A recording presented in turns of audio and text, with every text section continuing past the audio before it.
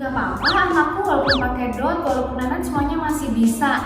Tetapi, nah gitu ya, ada tetapinya nih. Nah, cuma gerakannya gini, hop, hop gitu ya. Sedangkan kalau dia pakai dot, nah udah jelas. Hai mami, apa kabar semuanya? Semoga semuanya selalu dalam kondisi yang sehat, kondisi yang prima. Nah, hari ini aku mau sharing masalah penggunaan dot. Benarkah penggunaan dot itu bikin baby bingung puting gitu? Tapi mungkin ada kok yang kayak ngomong, nggak apa-apa anakku walaupun pakai dot, walaupun nanan semuanya masih bisa. Tetapi, nah gitu ya, ada tetapinya nih. Nah, tapi sebelum kita bahas ke situ, kita perlu ini dulu ya, memang ya kalau kayak praktisnya gitu ya, orang tuh selalu kasih dot. Zaman dulu juga anak-anaknya udah dikasih dot gitu ya, karena mungkin kalau kayak zaman dulu tuh anggapannya ya yang penting kasih ASI gitu. Padahal sebetulnya tuh ada konsep yang berbeda loh antara pemberian ASI dengan dot dan pemberian ASI melalui langsung nenen ke mamahnya gitu. Perbedaannya tuh apa gitu ya?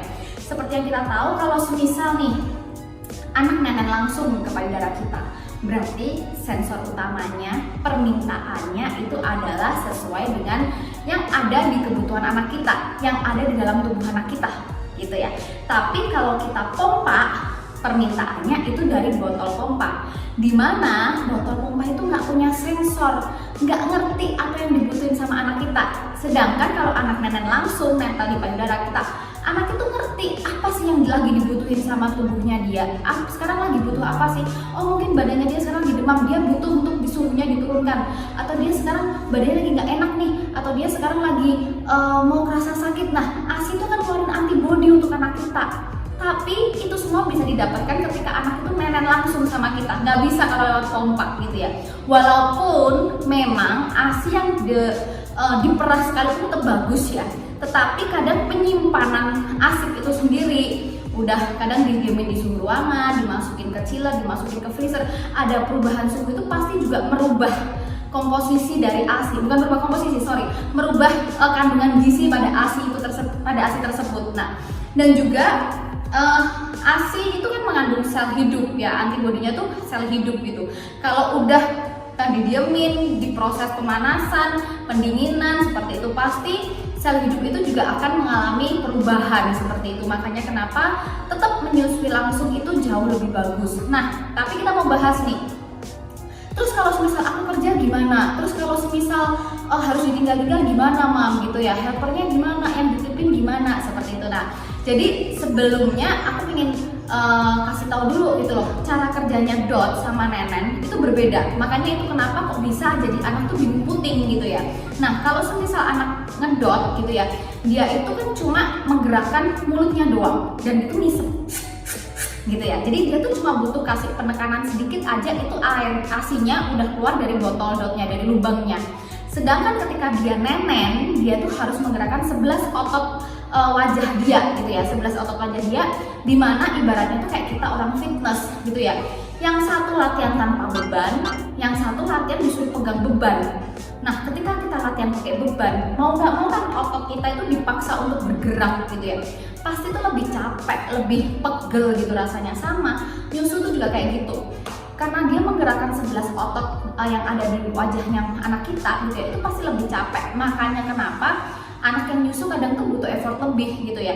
Kadang bisa sampai keringetan ya kan. Terus habis itu kalau misal anak udah kebiasaan nyusu kan gerakannya gini, hop hop gitu ya. Sedangkan kalau dia pakai dot, nah udah jelas ketika anak diberikan botol dot dan sama ketika anak dikasih nenen, itu lama-lama mereka kan bingung, ini aku sebetulnya mau gimana sih, mau disuruh apa sih, kayak gitu loh. Kok biasanya diginiin, sekarang diginiin gitu. Nah, dan ya sama kayak kita, kalau kebiasaan udah susah-susah gini terus tiba-tiba dapet yang enak, ya pasti kita pilih yang enak dong. Aku cukup nggak perlu effort lebih, ASI-nya udah keluar gitu, aku udah kenyang. Nah kayak gitu kan. Makanya itulah kenapa yang bisa membuat anak jadi bingung puting akhirnya. Ada yang ngomong, anakku bisa kok, yes, awal-awal gitu ya. Tetapi perhatikan lagi, pasti ada perbedaan, pasti ada perubahan walaupun itu kecil gitu ya. Pasti ada perbedaan ketika anak itu nanti akhirnya nenen gitu, karena udah cara kerjanya berbeda gitu. Dan jadi kalau semisal mama-mama yang mau bekerja, mau ninggalin anaknya, mau kemana, harus seperti apa gitu ya. Boleh diberikan ASI, tapi gunakan media yang lain. Dan sebisa mungkin jangan mamahnya yang ngasih, jangan mamahnya yang ngajarin gitu. Karena anak kita tuh kan pinter banget ya Mam ya. Jadi dia kebiasaan nenen. Oh aku kalau sama mama itu kayak gini loh nenen. Terus tiba-tiba sekarang sama mama aku dikasih pakai sendok misal loh. Sebetulnya aku kalau sama mama tuh gimana gitu. Makanya harus dibedakan yang memberi, jangan sampai ada mamahnya gitu. Dan kalau misal kita mau ya intip-intip sedikit lah gitu. Terus melatihnya gimana? Memang ya mungkin kalau kita ngelatih pakai sendok, pakai cup feeder itu tidak semudah kalau kita kasih dot. Kalau kasih dot itu kan tinggal tancap, udah tuh enak ya. Anak noleng kita udah sesuaiin tuh dotnya gitu. Tapi sedangkan kalau pakai sendok, anak noleng udah sendok ke sini, anak noleng udah sendok ke sana gitu kan. Nah, memang di awal-awal itu pasti ada penyesuaian ya. Namanya kita belajar sesuatu tuh nggak mungkin langsung bisa gitu. Nah, tapi selama kita lakukan rutin minimal tuh 4 hari lah, 3-4 hari lakukan rutin misalnya sehari kayak 3-4 kali gitu. Pasti itu lama-lama bisa. Nah, dan catatannya adalah kalau misal kita memberikan ASIP menggunakan media lain, jangan lebih dari 30% kebutuhan neneknya anak kita. Jadi misalnya gini, kalau kayak kita kerja gitu ya, kita kerja kan dari jam 8 sampai jam 5 sore gitu, jam 8 sampai jam 4 sore lah. Nah sebetulnya di jam 8 sampai di jam 5 sore itu kan ada jam-jamnya anak nenen kan.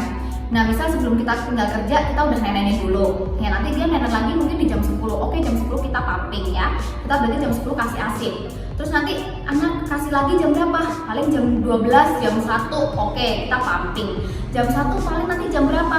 Oh paling jam 3, jam 4, nah oke kita pumping. Jadi sebetulnya tuh dalam sehari itu cuma ada 3-4 kali lah kita memberikan ASIP ke anak kita.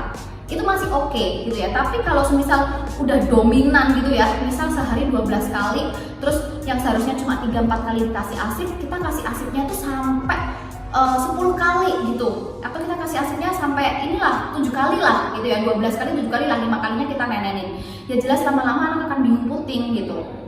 Anak akan merasa kayak ya aku lebih enak minum yang ini kayak gitu loh. Jadi kalau memberikan memberikan ASIP menggunakan media lain boleh, tapi batas toleransinya itu adalah 30% dari kebutuhan anak sepenuhnya dalam sehari itu. Jadi kalau misal anaknya ya kayak tadi aku bilang ya, paling gampang tuh gitu, ibu yang bekerja atau ibu yang ninggalin anak, misal kalian bekerja di kantor kan kurang lebih 3-4 kali lah anak minum ASIP, oke. Tapi sisanya selama di rumah harus fokus untuk nenenin langsung ya.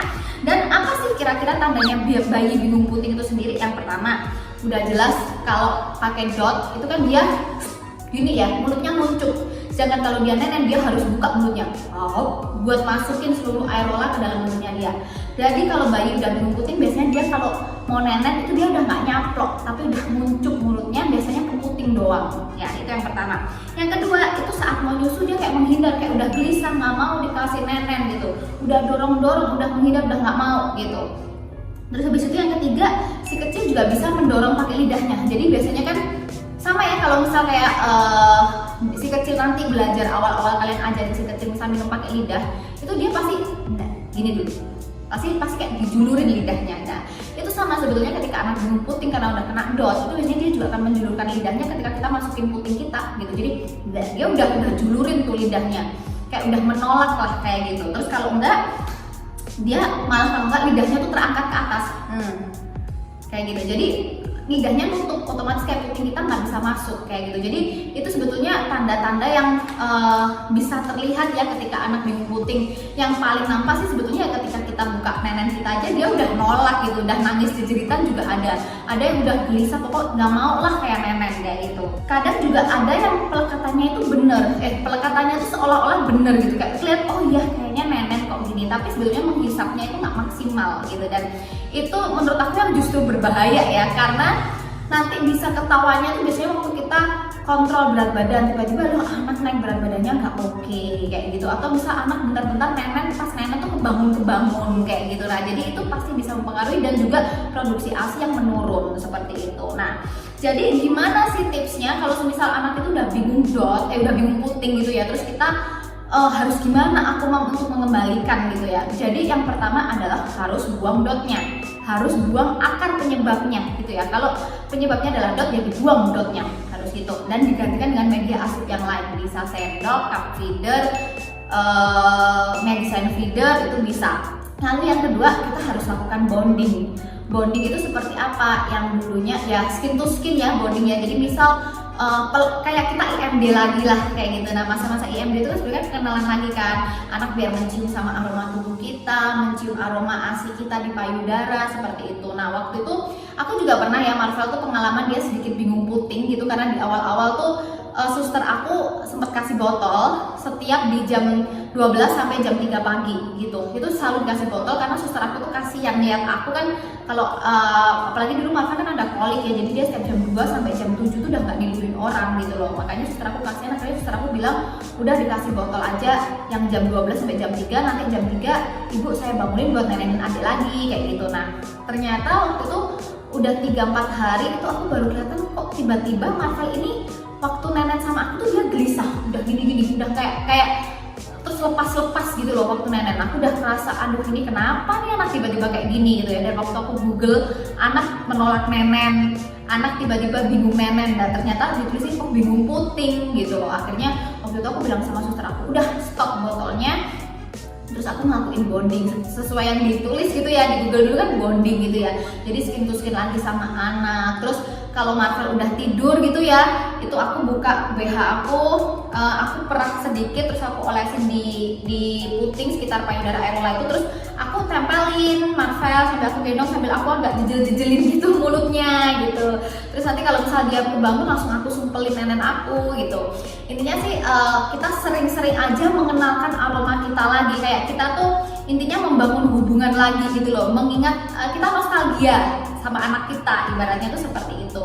Terus juga kalau malam gitu ya, anak tuh sebetulnya kalau udah bingung puting paling enak tuh diajarin pas malam hari. Kenapa? Karena kalau dia waktu siang hari itu dia awake kan, dia kebangun gitu dan dia lebih seger gitu. Jadi kadang dia kelihatan ini puting beda sama botol dot gitu. Dia udah kayak gak mau, udah nolak nangis-nangis. Tapi kalau malam hari kan dia kebangun biasanya kan sama setengah-setengah tidur, setengah-setengah ngantuk. Jadi biasanya dia lebih tidak menolak seperti itu, dan gelap juga kan kondisinya. Jadi dia lebih nggak menolak. Jadi sebetulnya kalau mau ngajar untuk nenen lagi itu paling enak tuh maksimalkan di malam harinya gitu. Nah tapi bukan berarti waktu siang hari nggak dikasih loh ya, siang hari tetap dikasih. Tapi jangan, intinya gini, kalau kita mau mengenalkan puting lagi sama anak itu jangan tunggu sampai dia tuh benar-benar haus terus baru kita nenenin, jangan. Jadi kan biasanya anak udah kelihatan ya kalau udah mulai haus, udah mulai gelisah tuh gimana, itu langsung tempelin dulu kayak gitu. Nah terus selain itu kita juga harus berlatih nih teknik nyusuin yang benar tuh gimana, dan juga berlatih untuk posisi-posisi menyusui. Misal biasanya kalau kita kasih botol tuh kan kita posisinya gini ya, kali ini coba deh kita nyusunya posisinya football. Jadi anak tuh pastinya kayak oh kalau udah gini dia tahu aku mau disusuin nih sama mama gitu ya. Tapi ketika dia dapatnya nenen dia pasti loh kok nenen, kan biasanya botol enak gitu. Nah makanya coba posisi football dicoba gitu, anak akan gini oh aku mau diapain sih sama mama sebetulnya kayak gitu. Tapi ketika kita kasih nenen akhirnya dia oh ini aku mau dikasih ini loh kayak gitu. Jadi kayak dia juga cukup surprise dengan posisi-posisi yang baru seperti itu. Terus juga jangan lupa di sounding, dan sounding ini tidak cuma untuk si kecil tapi kita juga harus sounding dan afirmasi ke diri kita sendiri. Like kayak misal oke, aku tetap bersyukur, aku menerima gitu. Oke, aku kemarin salah gitu ya. Aku kemarin salah, aku udah mengenalkan botol ke anakku.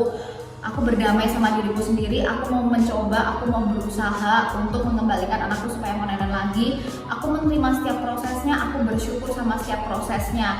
Walaupun itu mungkin terasa tidak mudah, tapi aku mensyukurinya, aku tetap akan berusaha. Jadi itu sounding terus ke diri kita. Itu yang menurut aku paling penting ya, karena proses untuk mengembalikan anak supaya mau nenen lagi itu berbeda-beda, nggak selalu sama. Kayak aku dulu waktu sama Marvel tuh seminggu tuh benar-benar dia benar-benar mau ya. Sebetulnya di hari keempat kelima itu dia udah nunjukin mau, cuma sometimes kalau misal dia pas kandung kayak rewel gitu ya, udah terlanjur rewel banget nangis gitu, kadang dia masih sempet kayak bingung gitu. Tapi kalau misal dia udah aku nenenin pas dia kayak masih gitu, dia mau langsung nempel. Tapi kalau udah terlanjur rewel emang dia kayak nolak total gitu. Dan itu kita harus sounding ya. Terus di anak kita juga adek ayo nenen lagi sama mama ya. Mama senang banget kalau adek bisa nenen sama mama lagi. Mama ngerasain kehangatan. Mama juga berharap adek juga bisa ngerasain kehangatan dari mama seperti itu. Jadi sebetulnya tips tadi itu ya, ada bonding, ada buang botol dotnya, dan ada sounding, itu sangat membantu sekali. Dan kalau memang ternyata udah bingung putingnya tuh akut, jadi bingung puting itu kan memang ada tingkatan ya, bingung putingnya akut, bisa segera menghubungi ke dokter laktasi atau ke konselor laktasi yang terdekat gitu. Jadi supaya untuk dicek langsung apakah perlu untuk pemasangan selang NGT seperti itu atau pakai SNS kayak gitu, itu apakah perlu dilakukan seperti itu, apa nanti ada pelatihan khusus seperti itu tuh juga boleh. Dan kalau semisal kalian mau ke konselor laktasi atau ke dokter laktasi, jangan lupa pastikan ajak suami dan ajak helpernya.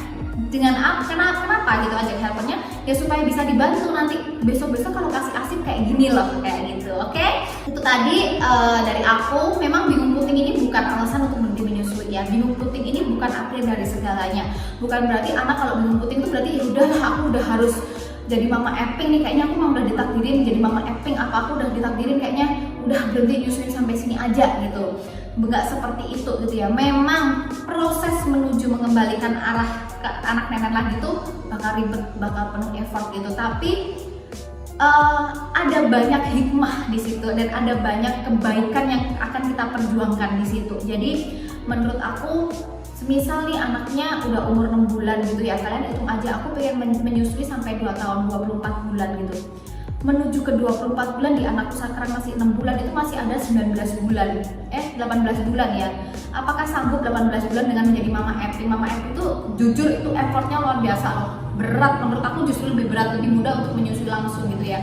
Apalagi di tengah kondisi seperti ini, kita kebanyakan WFH, kita kebanyakan juga di rumah aja. Menurut aku kayak menyusui langsung itu suatu hal yang sangat luar biasa, dan juga menyusui langsung itu banyak dapat manfaatnya. Secara antibody udah dapet yang langsung fresh ya, fresh from the oven gitu kan.